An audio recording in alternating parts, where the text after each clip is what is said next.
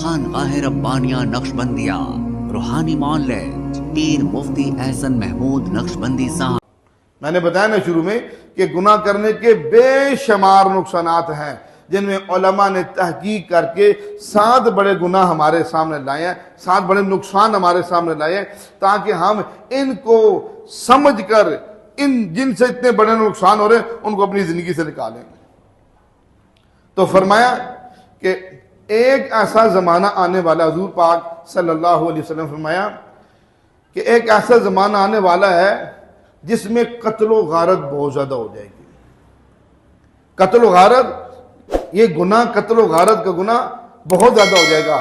اب جب قتل و غارت زیادہ ہو جائے گی، جس کو مارا ہے اس کو یہ نہیں پتا ہوگا مجھے کیوں مارا ہے، جس کو مار دیا نا، اور جو مارنے والا ہے اس کو یہ نہیں پتا کہ میں نے اس کو مارا کیوں ہے، میں نے اس کو مارا کیوں ہے۔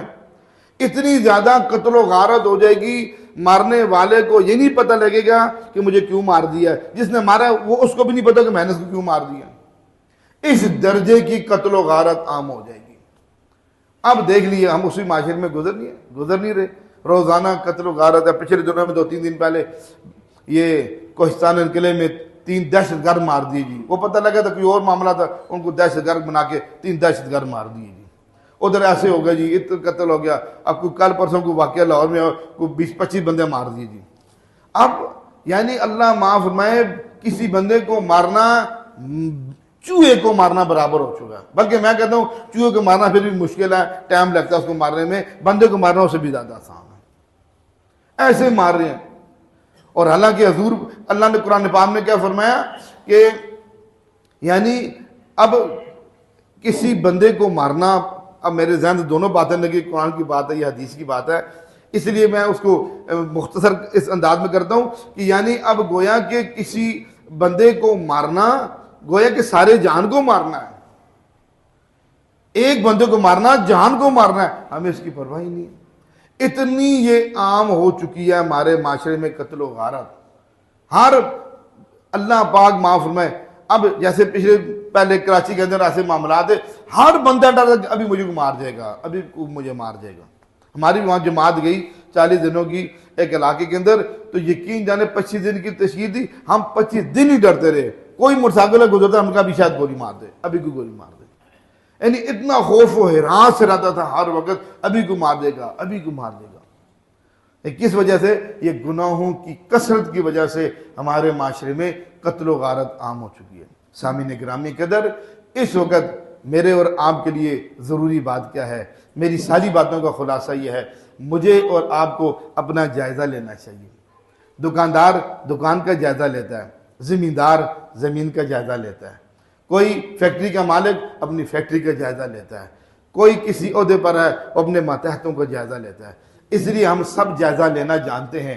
ایک آدمی گھر کا جائزہ لیتا ہے، اس لیے ہمیں اپنی ذات کا جائزہ لینا چاہیے۔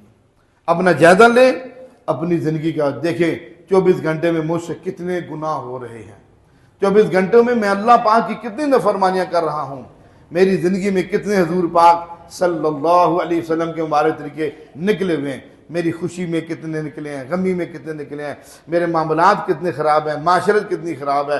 ان ساری چیزوں کا جائزہ لے کر فرمایا سب سے ضروری ہمارا فوری طور پر ہم گناہوں کو چھوڑنے کی ترتیب بنائیں۔ جو گناہ فوری چھوٹ سکتے ہیں ان کو فوری چھوٹے، اور علماء نے فرمایا جو فوری نہیں چھوٹ سکتے ان کی فوری تدبیر اختیار کی جائے۔ مثلا ایک آدمی بینک کے اندر ملازم ہے، بینک کے اندر ملازم ہے، بینک کے ملازم کی کمائی حرام کی ہے، بغیر کسی مطلب کے تحقیق کے بتا رہا ہوں، بینک ملازم کی کمائی حرام کی ہے۔ اب وہ سوچے مجھے پتہ لگے میں حرام کمائی کر، ایک لقمے پر یہ نقصان ہوتا ہے، میں تو سارے ہی لقمے حرام کھا رہا ہوں۔ اب وہ تدبیر اختیار کرے، علماء نے فرمایا فوری ملازمت نہ چھوڑے، شریعت نے ہمیں آسانی دی ہے فوری، اب فوراً تدبیر اختیار کر کے دوسری ملازمت کو تلاش کرے، ایک کام کرے دوسری ملازمت کو تلاش کرے، اور اب یہ جو پیسہ آ رہا ہے یہ کسی غیر مسلم کو کہے تو مجھے 50,000 قرض دے دو، وہ قرض دے گا، یہ بینک کی کمائی اس کو قرض کی صورت میں ادا کر کے وہ کمائی وہ پیسہ کھائے، یہ ایک تدبیر ہے جو علماء نے ہمیں بتائی ہے۔ جو حرام کمائیوں میں لگے ہوئے ہیں وہ اس طرح کریں، فوراً حلال کی طرف جائیں اور حرام کمائیوں کی یوں تدبیر کریں تو پھر تو گزارا ہوگا. اگر کہے او جی سارے کھا رہے ہم نے کھا دی تو کون سی بڑی بات ہے, یہ پھر سارے تباہ ہو گئے تو میں تباہ ہو گیا تو کون سی بات ہے, وہ بھی جہنم میں جا رہا ہے میں چلا گیا تو کون سی بات ہے.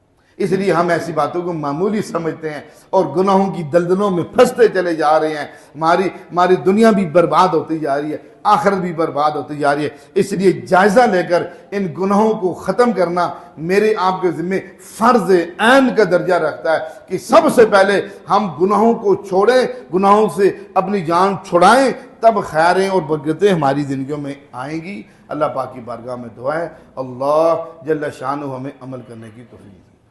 ہمارے ہاں جادو, جنات, بندش اور نظر بد کا شافی علاج قرآن و سنت کی روشنی میں کیا جاتا ہے.